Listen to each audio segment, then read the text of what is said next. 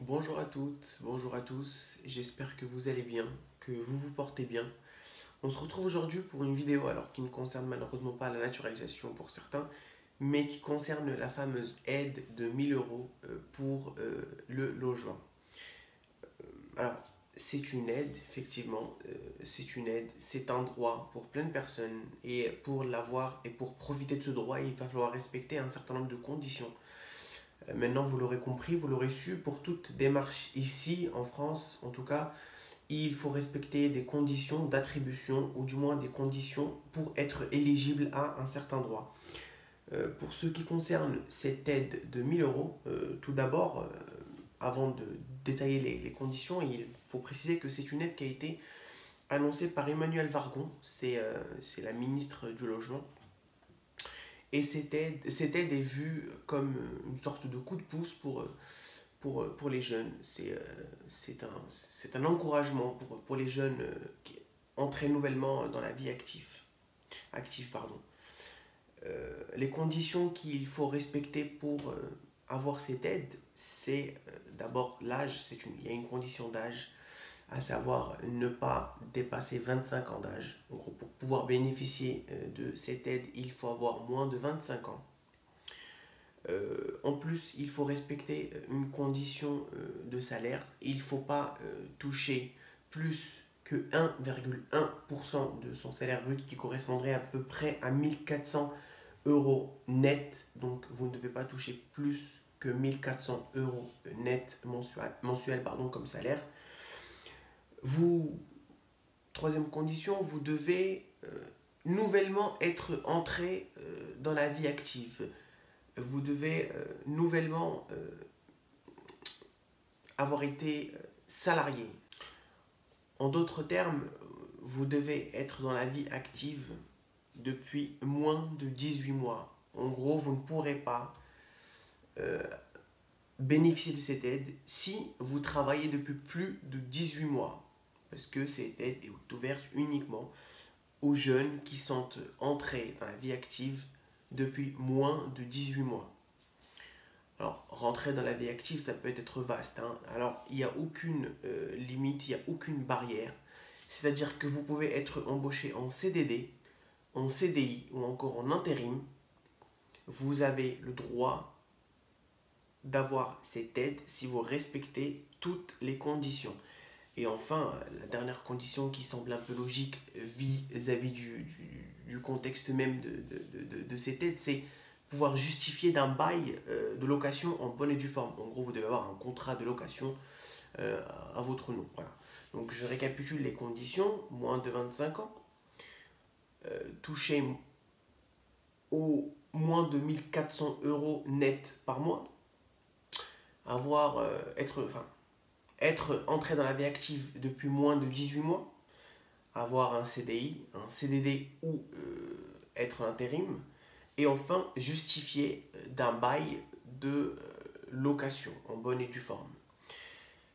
Cette aide, la demande à cette aide sera accessible dès le 18 février 2021, à savoir dès aujourd'hui. En gros, dès aujourd'hui, vous pouvez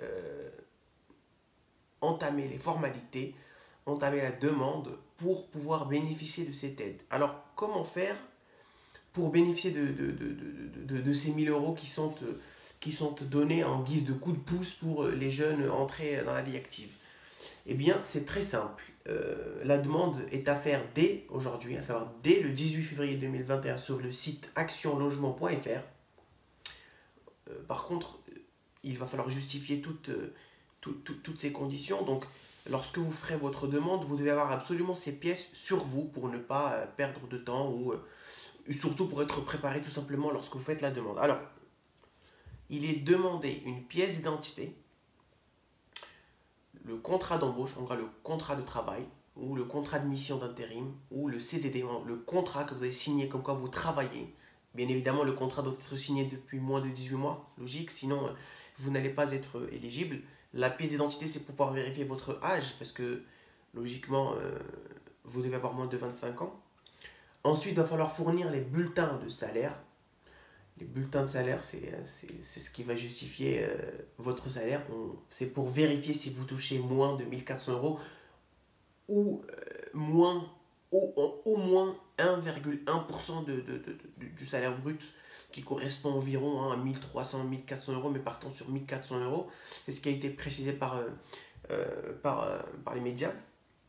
Ensuite, il va falloir fournir le bail, il faut avoir une copie du bail, puisque vous allez le mettre en pièce jointe sur le site. Et enfin, un RIB, un relevé d'identité bancaire.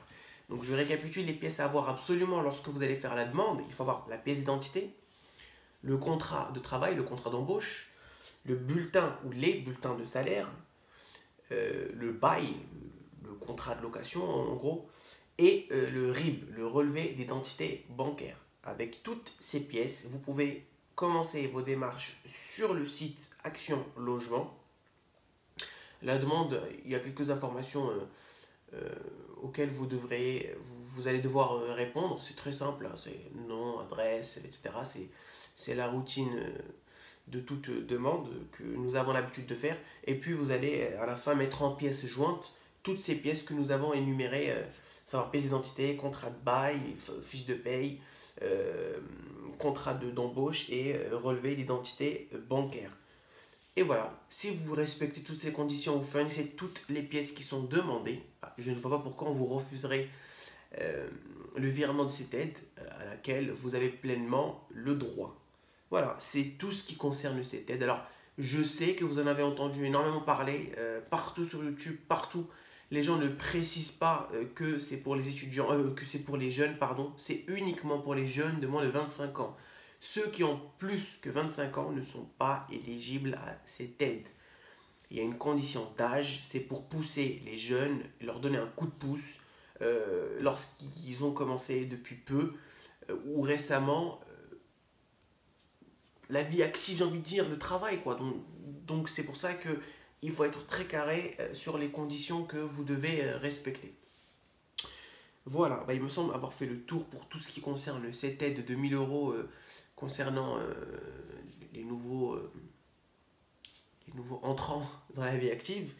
Parlons un peu du chômage partiel, parce que on entend parler, on en entend parler depuis peu, et d'une potentielle baisse surtout. Alors, il faut savoir qu'avant, ou du moins maintenant, le traitement actuel, c'est 84% du salaire net que les salariés touchent. Là, c'est un peu ambigu, on n'a aucune précision exacte, mais il parle d'une potentielle baisse à 60% du traitement de base, en gros du salaire net que vous touchiez avant. Donc c'est une baisse encore en discussion. Alors la ministre du Travail, elle avait assuré que ça n'allait pas être appliqué au mois de mars. Donc tout le salaire ou la base de calcul du mois de mars ne sera pas changée, elle restera inchangée. Mais par contre, à partir du mois d'avril, peut-être qu'il y aura des changements. Alors ce n'est pas encore confirmé, c'est encore en discussion, c'est encore des pistes qui ont été lancées. Depuis longtemps d'ailleurs, ils veulent un peu baisser la base, ou du moins le traitement de ce chômage partiel. Donc là, c'est mis sur la table, c'est en discussion sérieuse, donc c'est possible que incessamment sous peu, ou du moins à partir du mois d'avril, il y a une baisse du traitement du chômage partiel, à savoir passer de 84% du salaire net à 60%, ce qui fait une grande marge, hein, je l'avoue, c'est assez énorme quand même pour ceux qui ont l'habitude, ou qui ont pris surtout l'habitude de vivre avec 84%, donc ça peut faire un choc, ça peut être un choc, mais voilà, c'est encore en discussion, donc je reviendrai vers vous lorsque ce sera affirmé et que la base de calcul sera changée.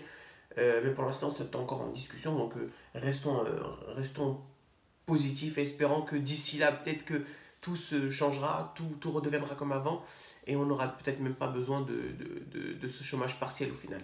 Donc voilà, donc, peut-être que tout redeviendra comme avant, les gens repartiront au travail et la vie reprendra son cours. Voilà, j'ai fait le tour. Et petite information du jour, je pense que vous l'avez assez vu dans les journaux, mais nous sommes aujourd'hui à 25 000 cas environ, 25 018 cas Covid.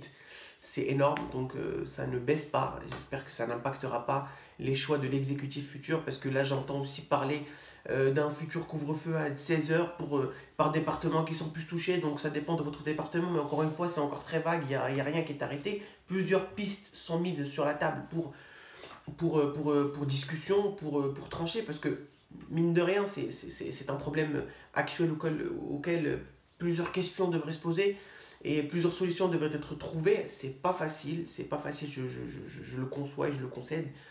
Mais bon, il faut tout de même noter que plusieurs pistes sont à noter. Il me semble que même Gabriel Attal, qui est intervenu ce matin sur BFM TV, a dit que les choses ont changé et peut-être que la situation d'aujourd'hui ne sera pas la même demain. Donc peut-être c'est à interpréter de la manière dont on veut, mais ça peut être, par exemple, aujourd'hui nous sommes au couvre-feu, demain ça peut être un confinement, ça peut être un couvre-feu à 16 h, à 14 h, à 15 h, fermeture des écoles, fermeture des commerces, donc tout ça est mis sur la table. Le gouvernement, les porte-paroles nous jettent des informations comme ça à travers les médias, et c'est à nous de les interpréter parce qu'on reste dans le flou total. Mais voilà, sachez que, en tout cas, moi, dès que j'ai des informations arrêtées et officielles, je vous les communiquerai.